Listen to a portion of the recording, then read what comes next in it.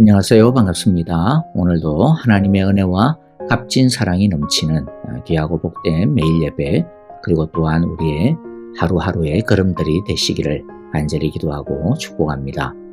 이제 우리 함께 찬양 드릴 때 어제 우리 함께 불렀죠.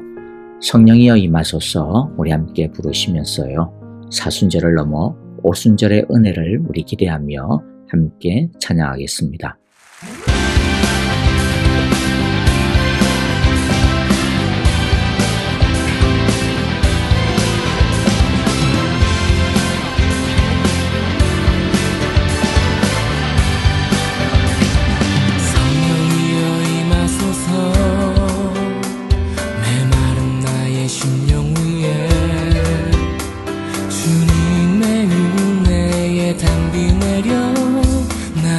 적셔주옵소서. 주의 권세 주의 영광 지금 이 시간 임하셔서 악한 권세 모두 깨뜨리고 주님 나라 임하소서.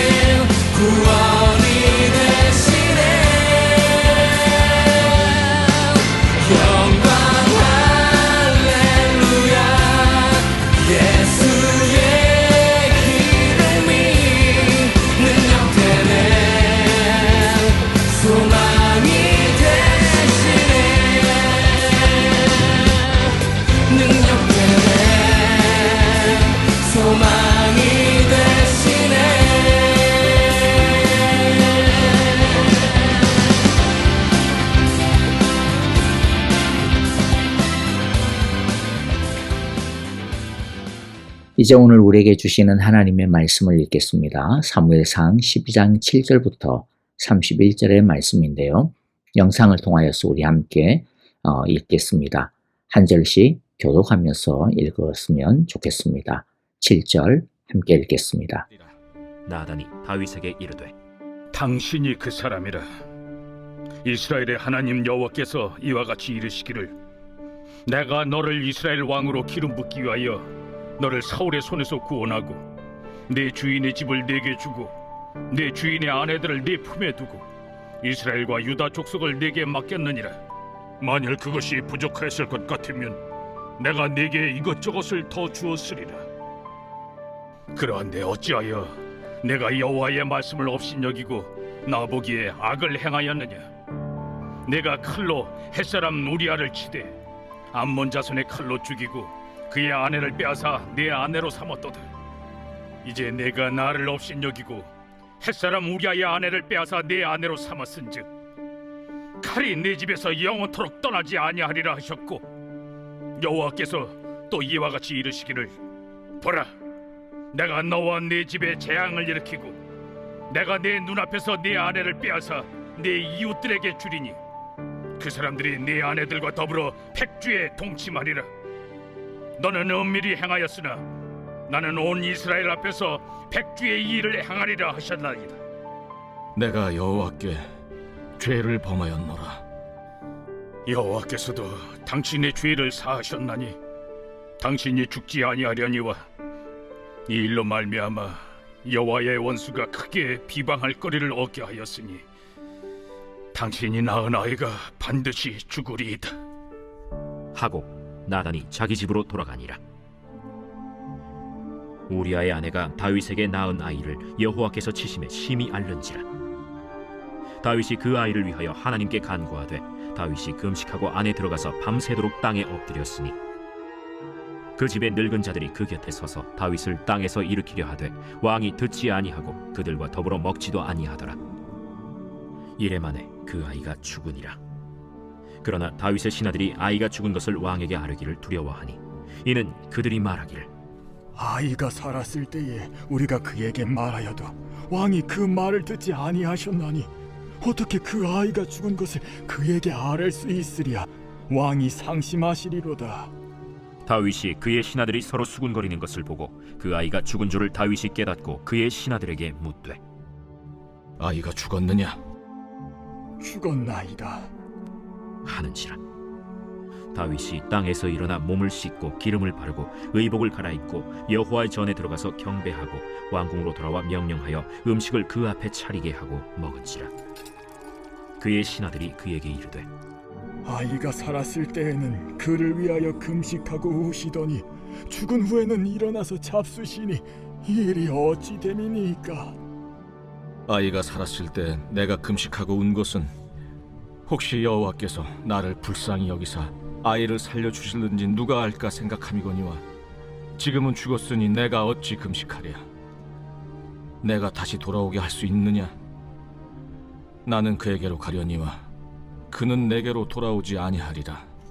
다윗이 그의 아내 바세바를 위로하고 그에게 들어가 그와 동침하였더니 그가 아들을 낳음에 그의 이름을 솔로몬이라 하니라.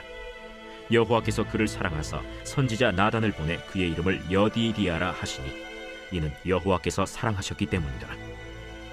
요압이 암몬 자손의 라빠를 쳐서 그 왕성을 점령하매 요압이 전령을 다윗에게 보내 이르되, 내가 라빠 곧 물들의 성읍을 쳐서 점령하였으니 이제 왕은 그 백성의 남은 군사를 모아 그 성에 맞서 진치고 이 성읍을 쳐서 점령하소서. 내가 이 성읍을 점령하면 이 성읍이 내 이름으로 일컬음을 받을까 두려워하나이다. 다윗이 모든 군사를 모아 라빠로 가서 그곳을 쳐서 점령하고 그 왕의 머리에서 보석 박힌 왕관을 가져오니 그 중량이 금 1달란트라. 다윗이 자기의 머리에 쓰니라. 다윗이 또 그 성읍에서 노략한 물건을 무수히 내오고 그 안에 있는 백성들을 끌어내어 톱질과 썰애질과 철도끼질과 벽돌구이를 그들에게 하게 하니라. 암몬 자손의 모든 성읍을 이같이 하고 다윗과 모든 백성이 예루살렘으로 돌아가니라. 자, 이제 오늘의 말씀을 가지고 우리 함께 은혜를 나누겠습니다. 어제 우리가 본 바대로 나단이 말해준 부자의 악행에 대해 다윗은 사형 판결을 내렸습니다. 그러자 나단 선지자는 다윗이 바로 그 악한 부자라고 질책합니다. 그리고 하나님의 판결을 선고합니다. 하나님은 다윗에게 형벌을 선고하기 전에 왜 그가 이러한 형벌을 받아 마땅한지 그 이유에 대해 말씀해 주시는데요. 그가 형벌을 받아 마땅한 첫 번째 이유는 하나님께서 다윗에게 이때까지 말할 수 없는 은혜를 먼저 베풀어 주셨기 때문입니다. 7절과 8절을 보면 다윗이 왕이 될 수 있었던 것은 전적으로 하나님의 은혜 덕분이었다라는 것이죠. 그러므로 다윗은 자신을 왕으로 삼아주신 대왕이신 하나님 앞에 그 하나님 아래에 항상 엎드려야 하는 것입니다. 하지만 바세바를 취하고 우리아를 죽이는 그 행동은 대왕이신 하나님은 안중에도 없는 행동이었습니다. 다윗의 행위는 이 은혜를 저버린 행동이고 이 은혜를 더럽히는 처사인 것이죠. 그래서 9절에는 이 은혜를 저버린 다윗의 배은 망덕에 대해 하나님께서는 준엄하게 꾸짖습니다. 9절 보면요. 그런데도 너는 어찌하여 나 주의 말을 가볍게 여기고 내가 악하게 여기는 일을 하였느냐. 어찌하여라고 하는 말은 다윗에 대한 하나님의 배신감, 쓰라린 마음을 너무나도 잘 표현해주고 있는 것 같습니다. 10절에서도 동일하게 꾸짖습니다. 너는 이렇게 나를 무시하여 햇사람 우리아의 아내를 빼앗아다가 내 아내로 삼았다. 이처럼 다윗은 하나님으로부터 큰 은혜를 받아 지금 이 자리를 차지하고 있기 때문에 하나님은 그 은혜에 대한 책임을 준엄하게 묻고 있는 것입니다. 은혜는 우리에게 주시는 하나님의 무조건 사랑입니다. 하지만 은혜가 내 맘대로 해도 된다라고 하는 권리인 것은 아닙니다. 도리어 하나님의 은혜는 우리를 하나님과의 친밀하고 진실한 사랑의 관계를 맺게 하는 것입니다. 하나님의 다스림 안에 살도록 부르시는 것입니다. 그렇기 때문에 하나님의 은혜를 받은 사람은 하나님과 뜨겁고 올바른 사랑의 관계를 맺고 그 사랑 안에 살며 하나님의 통치를 받아야 하는 삶으로 부름을 받은 것입니다. 그러므로 큰 은혜를 받은 사람은 하나님과 큰 사랑을 맺으며 살아야 합니다. 하나님의 다스림에 더 크게 순종하며 살아야 하는 것입니다. 이제 다윗이 형벌을 받아 마땅한 두 번째 이유를 보겠는데요. 방금 읽었던 9절과 10절에 나와 있습니다. 그것은 죄에 대한 하나님의 시각에 관한 것입니다. 9절과 10절에서 하나님은 다윗이 저지른 이 범죄가 무엇이라고 하십니까? 세 번역에서는 9절에 나 주의 말을 가볍게 여기고 라고 번역을 했고 10절에서는 나를 무시하여 라고 번역을 했는데 원래 히브리어 원어는 이 두 개가 다 같은 단어입니다. 그런데 세 번역에서는 너무 좀 유하게 번역이 되지 않았나라고 하는 아쉬움이 있습니다. 정확하게 번역을 하자면 경멸하다, 업신여기다의 뜻입니다. 다윗이 저지른 간음과 살인은 궁극적으로 하나님을 업신여기는 일이고 하나님의 말씀과 계명을 무시하고 경멸하는 행동인 것이죠.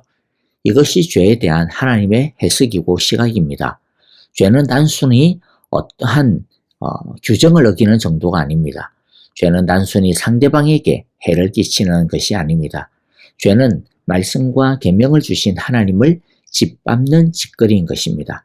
말씀을 어기는 것은, 불순종하는 것은 그 말씀을 주신 하나님을 경멸하고 하나님을 업신여기는 것이라고 말씀하고 있는 것입니다.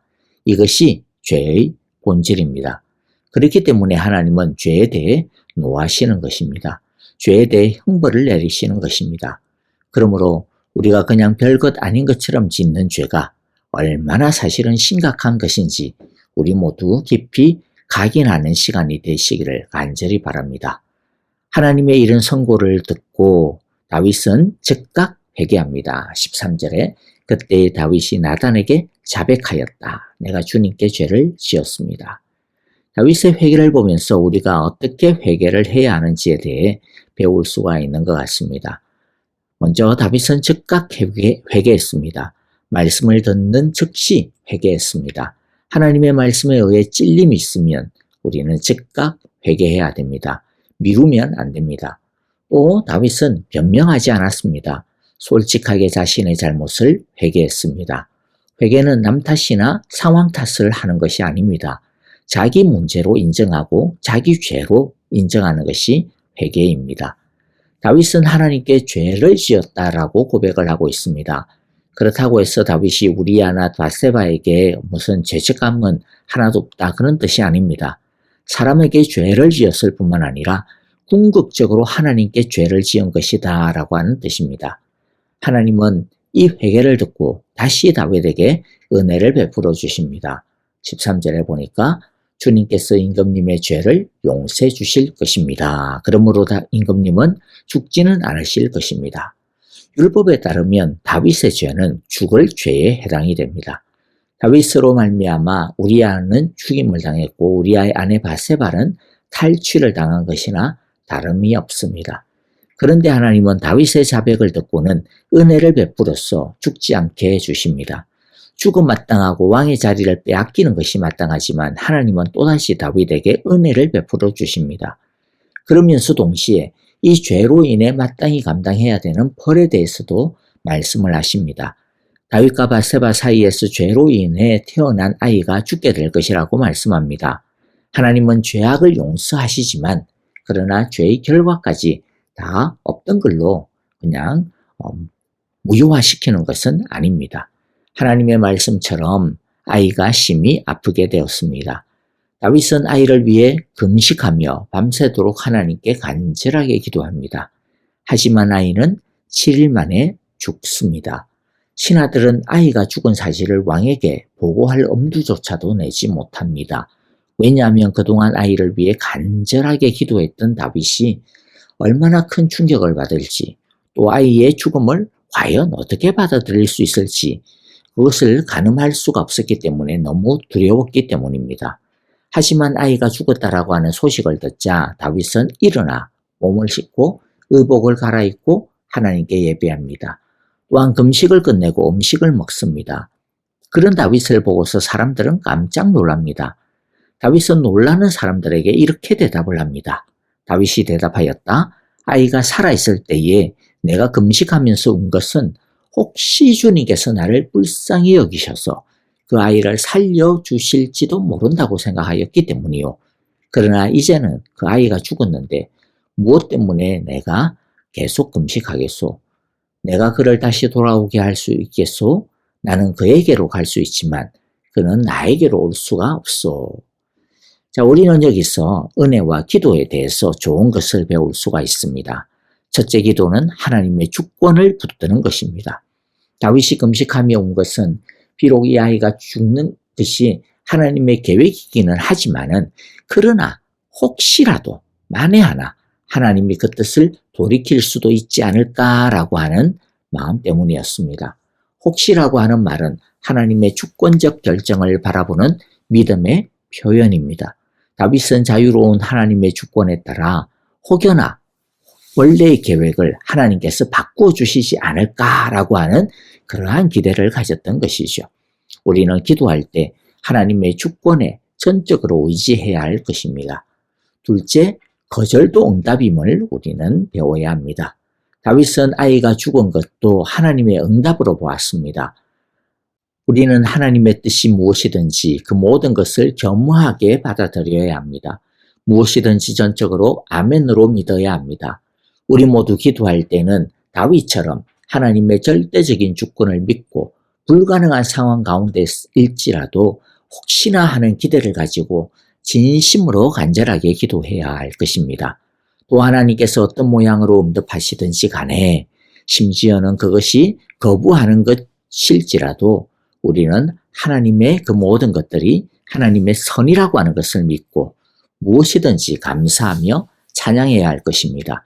하나님은 다윗과 밧세바 사이에서 난 첫 아들의 생명에 대해서는 노라고 거부하셨지만 하나님은 그 아이 대신 다른 생명을 응답으로 준비해 주셨습니다. 그리고 하나님은 이 아이를 사랑해 주셔서 아이의 이름을 여디디아라고 부르게 하셨습니다. 여디디아란 하나님의 사랑을 입었다라고 하는 뜻입니다. 여디디아가 우리가 잘 아는 솔로몬입니다. 동일인물입니다. 하나님은 이 아이를 주심으로 다윗에게 은혜를 확신시켜 주시고자 하십니다. 여디디아란 이 아이가 여호와의 사랑을 입었다라고 하는 그 이상입니다. 이것은 다윗에게도 주시는 메시지이기도 했습니다. 하나님은 다윗에게 내가 너를 여전히 사랑한다라고 말씀해주고 계신 것입니다.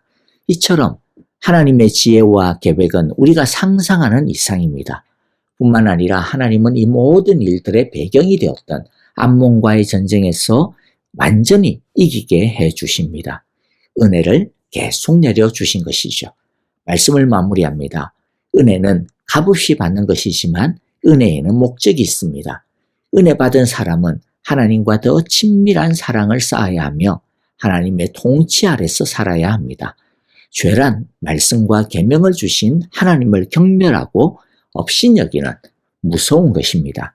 그래서 죄에 대해서 하나님은 불쾌히 여기시며 징계하시는 것이 당연합니다. 하지만 하나님은 진심으로 회개하는 다윗에게 또다시 은혜를 베푸십니다.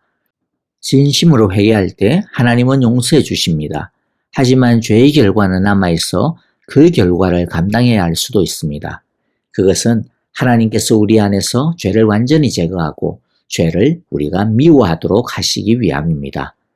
다윗은 죽어가는 아이를 위해 금식하며 하나님께 매달렸습니다.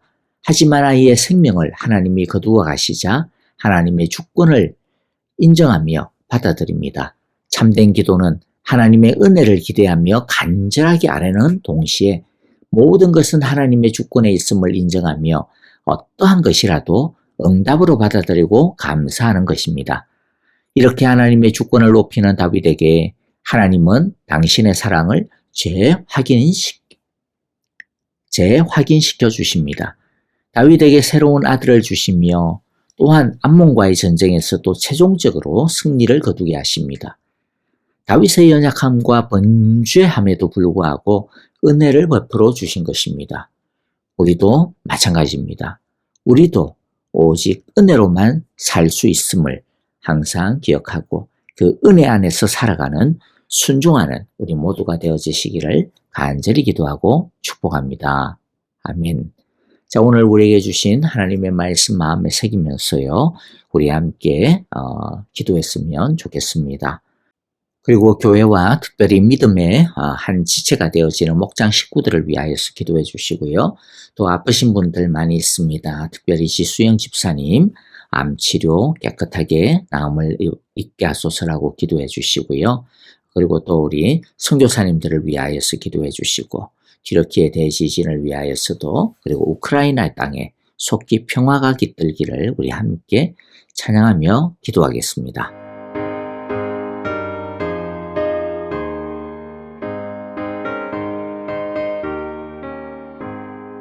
나의 죄를 씻기는 예수의 피밖에 없네.